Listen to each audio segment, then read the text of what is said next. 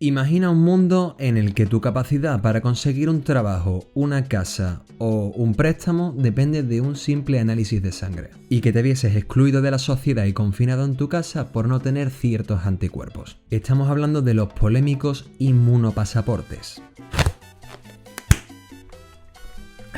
Aunque nos parezca una distopía un tanto orwelliana, los inmunopasaportes están siendo objeto de mucho debate, dado que algunos países están poniéndolo en práctica de un modo u otro. Históricamente ha habido muchos casos en los que el padecimiento de una epidemia ha llevado a que la sociedad se viese dividida en aquellos que habían sido inmunizados y aquellos que no. Durante la mayor parte del siglo XIX en Nueva Orleans, a raíz de una serie de epidemias de fiebre amarilla, la sociedad se dividió entre aclimatados y no aclimatados, es decir, aquellos que habían pasado la enfermedad y aquellos que no la habían pasado. La falta de inmunidad dictaba quién podía casarse con quién, dónde podían trabajar y aquellos sometidos a esclavitud cuánto valían. La presunta inmunidad concentró el poder político y económico en una élite rica, un argumento que también se usó para justificar la supremacía blanca. Pero claro está, no es el único caso. La historia tiene muchas muestras de, vamos a decir, este procedimiento, y en relación, por ejemplo, con Sevilla tenemos varias epidemias, pero una de las más importantes fue la de la epidemia de cólera de 1833. Fue la primera gran epidemia colérica que sufre la ciudad. Entra por el puerto, como siempre, ¿no? Todas las ciudades portuarias eran las más proclives a sufrir epidemias por el trasiego continuo de barcos de mercancía y de personas que provenían de otros lugares de infección.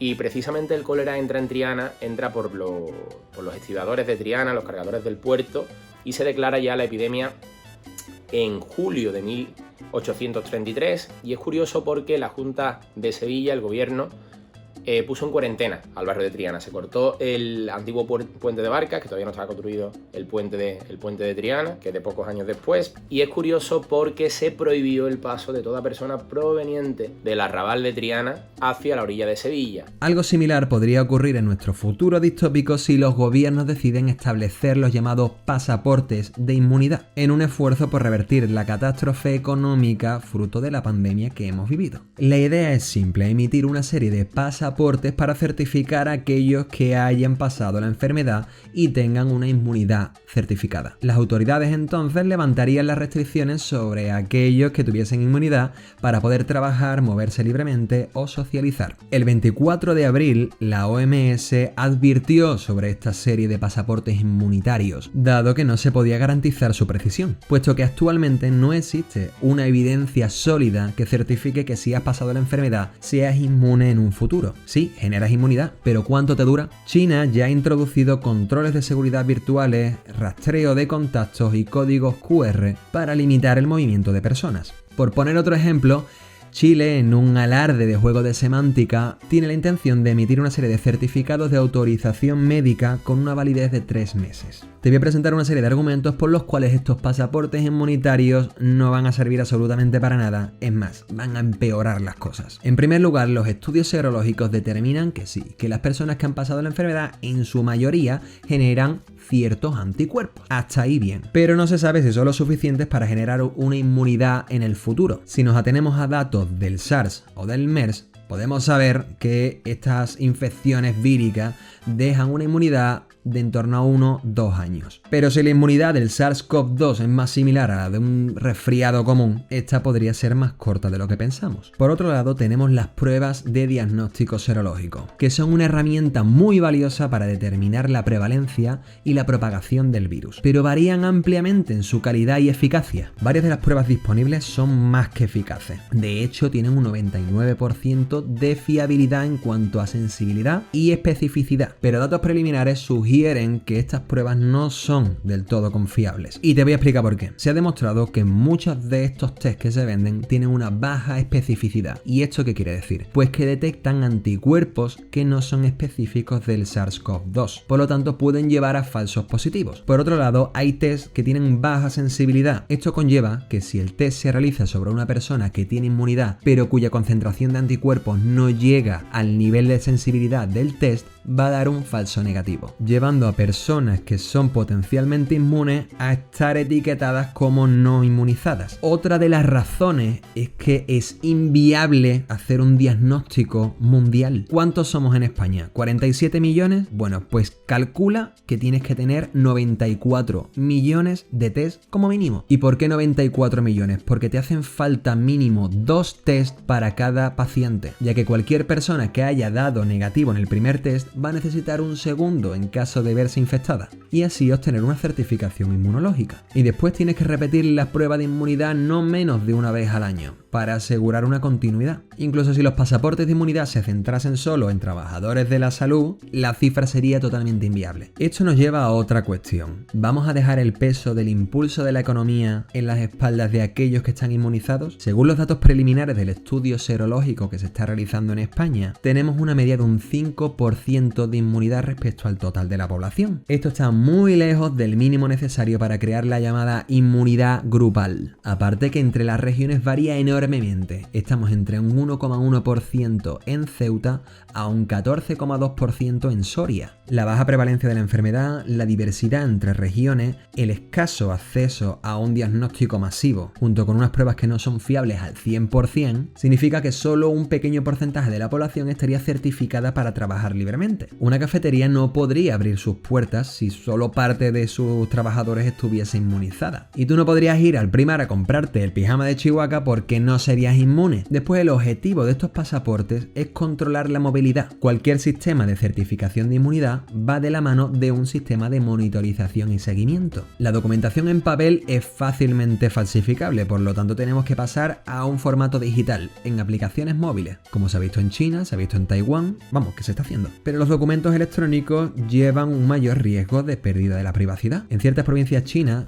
los códigos QR de las aplicaciones sanitarias controlan la entrada y salida de los ciudadanos en función de su estado de salud. Sin embargo, estas aplicaciones dan más información que esta, como el historial de viaje, con quién ha entrado en contacto, el estado de salud, la temperatura del cuerpo, entre otros datos diferentes. Y después está la cosa de que te queda la duda de si estas aplicaciones después van a desaparecer cuando desaparezca la pandemia. Otra de las razones por las que estos pasaportes inmunitarios son una terrible idea es que siempre hace falta un chivo expiatorio. Con una mayor vigilancia y escrutinio hay un mayor riesgo de que grupos raciales se vean afectados. En ciertas regiones chinas como Cantón se han sucedido una serie de acusaciones de discriminación racial contra población africana por obligar a estas personas a hacerse el test del virus, siendo objeto de discriminación por parte de la población nativa. Por otro lado, vemos como en otras partes del mundo las personas de origen asiático han sido objeto de prejuicios racializados. Si nos fijamos en Estados Unidos, sabemos que las leyes de Stop and Frisk afectaban de manera desproporcionada a aquellos ciudadanos afroamericanos. Y durante la pandemia se ha apuntado mucho más a este sector de la población. Entre marzo y mayo, en Brooklyn, 35 de las 40 detenciones por violar las leyes de distanciamiento físico han sido